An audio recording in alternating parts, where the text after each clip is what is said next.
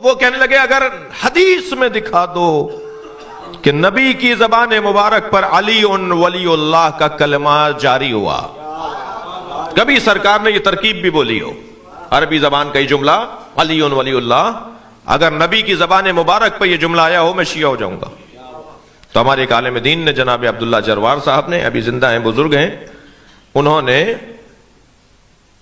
روڑی میں مناظرہ قبول کیا، روڑی میں مناظرہ ہوا، اور اہل سنت کی کتاب ہے، بچے نام نوٹ کریں، فرائض السمتین، علامہ الجوینی کی کتاب، سینکڑوں سال پرانے سنی محدث، سنی عالم دین، ہمارے عزیز، ہمارے بھائیوں کے عالم دین۔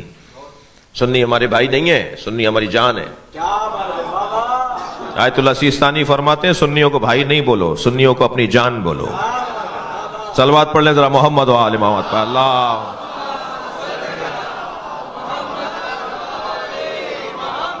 ہم اس ملک میں سنی شیعہ ہم سب ساتھ رہتے ہیں، مجلسوں میں بھی سب آتے جاتے ہیں۔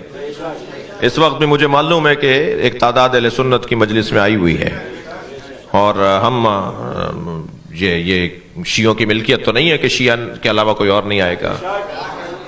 عزاداری امام حسین کی عزاداری شیعوں کی ملکیت نہیں ہے، امام حسین کی عزاداری شیعوں کی ملکیت نہیں ہے، شیعہ مالک نہیں ہے عزاداری کے، شیعہ امام حسین کی عزاداری کے نوکر ہیں، اور نوکروں کو اپنی اوقات میں رہنا چاہیے، مالک کے مہمانوں کا خیال کرنا چاہیے۔ جو بھی فرش عزائے حسین پہ آ کے بیٹھا ہے وہ امام حسین کا مہمان ہے، اور مہمان کا خیال رکھنا میزبان کے نوکروں کا کام ہے۔ تو ہمارا کام ہے کوئی سنی آ کے بیٹھے اس کا زیادہ خیال کیجیے گا۔ ایک جوان ہے، وہ تشیع کی طرف راغب ہو رہا ہے، سمجھ رہا ہے، پڑھ رہا ہے، نام بھی اس کا ابو ہریرہ ہے، جی وہ آتا ہے بابل میں، تم جانتے ہو۔ تو وہ کہنے لگا کہ میں پچھلے سال مشی میں گیا، مشی اور مشی یہ لفظ صحیح کیجئے، مشی لفظ ہے، صلوات پڑھیں ذرا محمد بھائی، اللہم صلی علی۔ تو وہ کہنے لگا کہ میں مشی میں اپنے شیعہ دوستوں کے ساتھ جا رہا تھا، تو ایک جگہ ایک شوارما تقسیم ہو رہا تھا، اور ایک لبنانی جو ہے وہ بانٹ رہا تھا تبرک، جگہ جگہ تبرک تقسیم ہو رہا ہوتا ہے، آپ گئے ہیں۔ تو کہنے لگا میرا دل کر رہا تھا یہ کھاؤں، مگر رش اتنا تھا کہ میرا مجال ہی نہیں تھی، کہ اور ہمیں آگے بھی بڑھنا تھا، ہمارا قافلہ، ہمارا گروپ آگے نکل جاتا۔ تو میں نے اپنے دوست سے کہا کہ کیا کروں، یہ تو مجھے نہیں مل سکے گا، یہاں تو بڑا رش ہے۔ تو وہ کہنے لگا، میرے دوست نے مجھے کہا کہ دور سے کھڑے ہو کے کہا انا سنی۔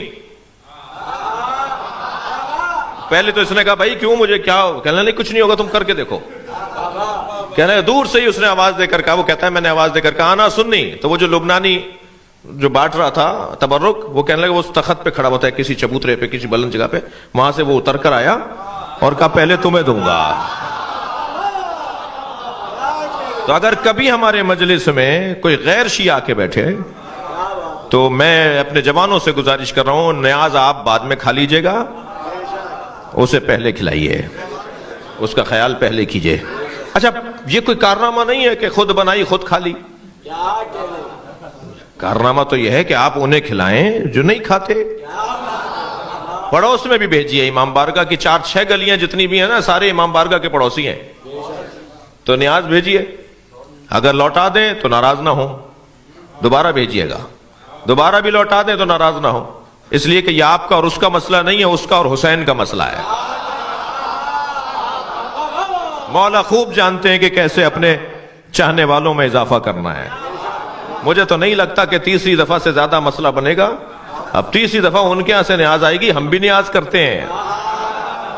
اتنی سی ٹیبلٹ میرے سر کا درد دور کر دیتی ہے، حسین کی نیاز اثر نہیں کرے گی؟ حسین کا شربت اور شبیل اثر نہیں کرے گا؟ ان ساری چیزوں کے اثرات ہیں، جو حلق سے اترتا ہے نا، پانی ہو یا شربت ہو یا لقمہ ہو، اس کے اثرات ہیں، اس کے اپنے اثرات ہیں۔ ویسے اللہ کا کام بڑا نرالا ہے، جو لوگ نیاز نظر کو نہیں مانتے، جو سبیلوں کو نہیں مانتے، جو کالے کپڑوں کو نہیں مانتے، جو قبروں پہ جانے کو نہیں مانتے، اللہ نے سب سے منوا لیا ہے۔ جو مزارات پہ جانے کو بدعت کہتے ہیں، وہ خانہ کعبہ کے ساتھ حتیم کا طواف بھی کرتے ہیں۔ وہ ناٹی سی دیوار، چھوٹی سی دیوار جہاں پر نالا گرتا ہے، حتیم، اس کا طواف بھی واجب ہے۔ کوئی شارٹ کٹ مار کے کعبے کا طواف کر لے اور اسے چھوڑ دے اس کا عمرہ باطل ہے، اس کا حج باطل ہے. اس چھوٹی دیوار کا طواف بھی کرنا ہے. وہ کعبہ تو نہیں ہے، وہ حضرت ہاجرہ اور حضرت اسماعیل کی قبر ہے. تم نہیں مانو، میں طواف کرواؤں گا. جو سبیلوں کو نہیں مانتے وہ زمزم لا لا کے بانٹتے ضرور ہیں. یہ نہ مانے میں منواؤں گا. جی توجہ کر لیا آپ نے؟ تو مجھے اور آپ کو بڑے پیار سے محبت سے یہ چھوٹی چھوٹی باتیں ہیں لیکن ان کی طرف توجہ کی ضرورت ہے. کہنے لگے جی میں شیعہ ہو جاؤں گا اگر علی ولی اللہ دکھا دیا. تو ہمارے عالم نے دکھا دیا، اور اس کتاب کے اندر لکھا ہے کہ جب نبی معراج پر تشریف لے گئے تو جنت کے 8 دروازوں پر، دوزخ کے 7 دروازے ہیں، جنت کے 8 دروازے ہیں. اللہ نے دوزخ کا دروازہ کم رکھا ہے، وہ نہیں چاہتا کہ وہ دوزخ میں جائے.